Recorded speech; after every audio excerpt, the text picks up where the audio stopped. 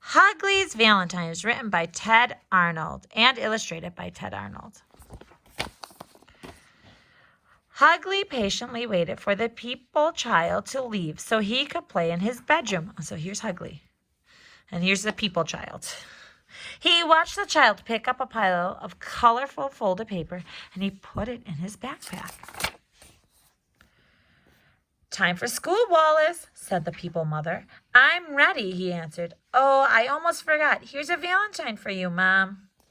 Okay, it's got a heart on it and it says Mom. Oh, thank you, she said as she unfolded the colorful paper thing. You're so sweet, she said as she hugged Wallace. Now let's go.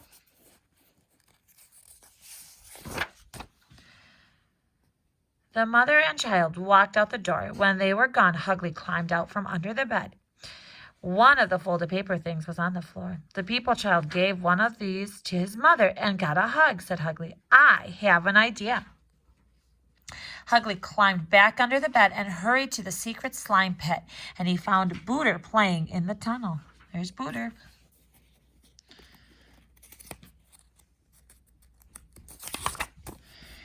Hi, Booter, said Hugly. Look at this, with a big smile. And he handed his friend the folded paper thing and waited. Booter handed it back. I give up, she said. What is it? Hugly's smile dropped. He went inside the secret slime pit and found Grubble. Hi, Grubble, said Hugly. Check this out. He handed the folded paper thing to his friend and grinned. No thanks, said Grubble. I have plenty of paper. They don't know what a Valentine is, do they, my friends? Hugly sat down with a thump. It doesn't work, he muttered. What doesn't work? Asked Grubble. Booter walked in to listen. This paper thing, said Hugly. The people child called it a Valentine. When he gave one to his mother, he got a hug. I thought if I gave it to you, I would get a hug too. If that's a people thing, you need to put it back, said Booter. That thing may not work, said Grubble, but these sure do. He launched one of his folded paper cave bats. It sailed around in circles. See, there's that. Like an airplane, huh? Whew, in a circle.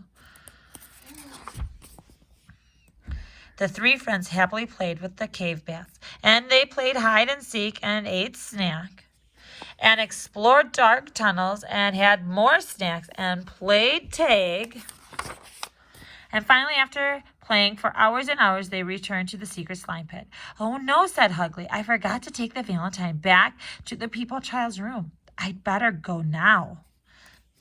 Hugly hurried to the hatchway that opened under the people bed. He climbed up and he peeked out. But before he could put the Valentine back, the people child came into his room and he was crying. Let's find out what happened.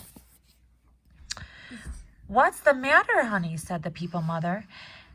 Asked. At the school Valentine's Day party, I had cards for everyone but Bernie, he answered. I don't know what happened. I remember signing one for her, but it's gone. Bernie was so upset. She wouldn't give me a card. Oh, look at what do we have here? Bernie's card.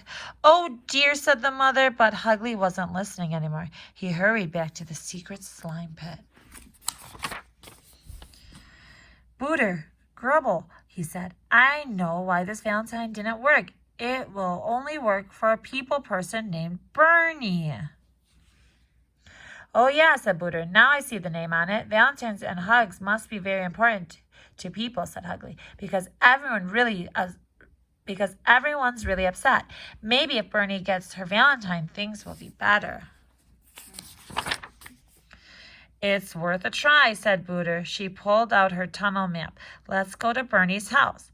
The three friends hurried away. Look at, they're going to try to find where Bernie's house is. Oh, what shape do you see here, boys and girls? See the heart? After a long search, they found the hatchway under Bernie's bed. Hugly climbed up and peeked out.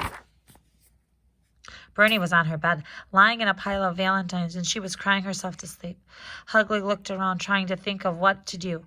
Then he saw one Valentine in Bernie's trash can. He ducked back down to where his friends were waiting. Grubble and Ugly, make this a flying Valentine. Okay, said Grubble.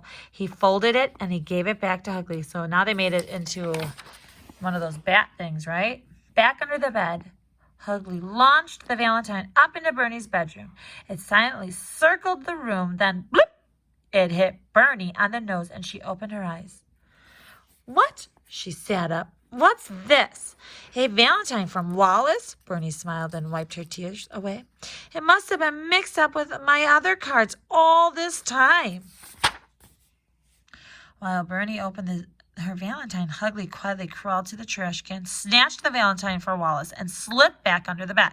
To Wallace's house, he cried. There we go. Now I think they're going to be like a little mail friends and deliver the mail. Wallace was asleep when Ugly peeked out from under his bed.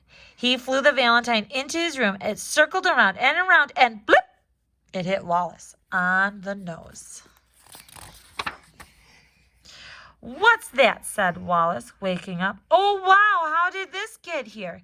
He hopped out of his bed and he ran out of his room. Mom, guess what? I do have a Valentine from Bernie. Back at the secret slime pit, Ugly's head was filled with visions of the big hugs Bernie and Wallace would give each other the next day at school. Too bad we don't have any Valentines, he said. Yeah, said Booter. It's nice that a little piece of paper can make someone so happy.